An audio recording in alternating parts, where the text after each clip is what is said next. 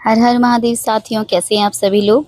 आज की इस वीडियो में हम बात करेंगे कि जब हम घर में शिवलिंग रखते हैं तो उनकी पूजा अर्चना हम कैसे करते हैं और उसके कई नियम होते हैं। क्योंकि शिवलिंग को हम घर में रखते हैं और उनकी पूजा करते हैं तो उसके क्या खास नियम होते हैं जिनका पालन हमें ज़रूर करना चाहिए।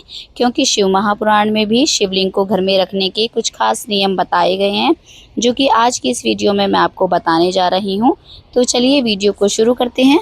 कहा गया है कि घर में हम नियमित रूप से शिवलिंग की अगर पूजा अर्चना करते हैं तो भगवान शिव हैं अति शीघ्र अपने भक्तों पर प्रसन्न होते हैं। तो भगवान शिव की कृपा पाने के लिए हम घर पर शिवलिंग तो ले आते हैं, लेकिन घर पर शिवलिंग रखा जाए और उसकी नियमित रूप से पूजा किया जाए, उसके लिए हमें क्या करना है, तो क्या क्या नियम है आज की इस वीडियो में हम जानेंगे।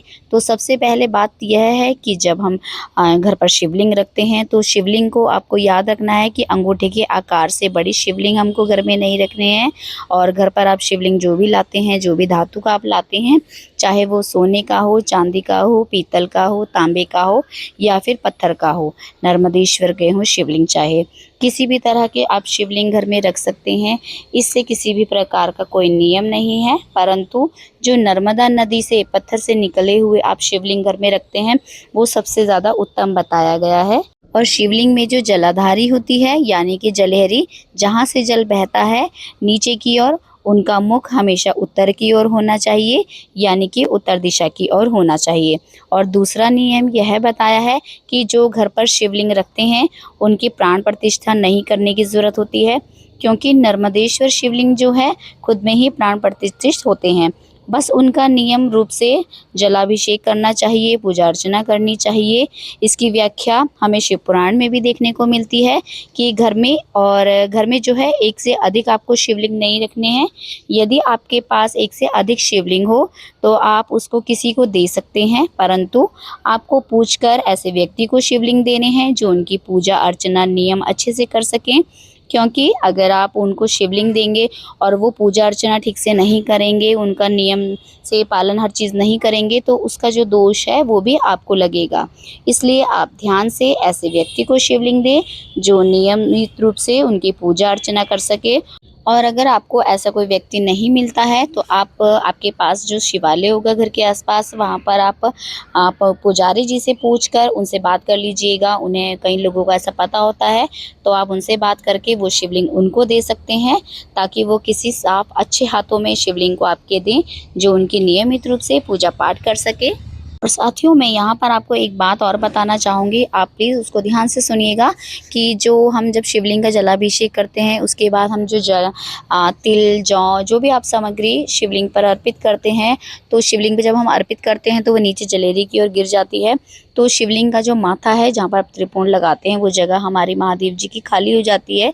तो आपसे हाथ जोड़ के मैं निवेदन करती हूँ कि आप उस जगह को कभी भी खाली ना छोड़ें। हमेशा चाहे आप 2 अक्षत के दाने वहाँ पे अर्पित कीजिएगा, चाहे आप फूल रखिएगा, हमेशा चाहे शमी पत्र रखिएगा, चाहे आप बेलपत्री रख दीजिएगा। मतलब कहने का ये है कि आप माथा शिवलिंग का जो है कभी भी उसको खाली ना रखें, वहाँ पर आप कुछ ना कुछ हमेशा रखें। तो ये एक बहुत ख़ास बात है जो मैंने आपको आज बताई है। और शिवलिंग पर जो है कभी भी कुमकुम रोली अर्पित नहीं की जाती है। हमेशा पीला चंदन, सफ़ेद चंदन या भस्म या अबीर, यही सब चीज़ें आपको शिवलिंग पर अर्पित करनी है।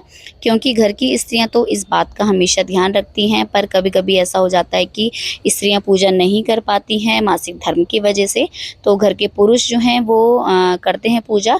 तो उनको भी आप पहले से बता के रखें कि यह गलती आप कभी ना करें। और साथियों, आज की इस वीडियो में एक ख़ास बात यह भी है कि अगर आपको कहीं जाना है, जैसे कई बार हमारे पास शिवलिंग होते हैं घर पे, तो घर में हमें सभी मेंबर्स को कहीं जाना है, तो उस स्थिति में आपको क्या करना है, आपको अगर कहीं कुछ ज़्यादा दिनों के लिए जाना है तो आप शिवलिंग पर बेलपत्र अर्पित करके आप जा सकते हैं। क्योंकि बेलपत्र जो रहता है तो उससे यही माना जाएगा कि आप डेली जलाभिषेक कर रहे हैं।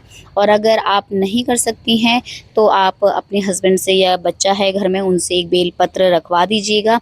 मतलब कहने का मतलब यह है कि शिवलिंग को आप कभी भी खाली छोड़कर ऐसे कहीं ना जाएं, क्योंकि जलाभिषेक हमें डेली ही करना होता है। तो अगर कोई स्थिति ऐसी बन गई है कि जिसमें आपको सभी को घर से बाहर जाना है कुछ दिनों के लिए, तो यह प्रक्रिया आप किसी से भी करवा सकती हैं। कि बेलपत्र आप शिवलिंग पर रख दें और उसके बाद आप कहीं जा सकती हैं।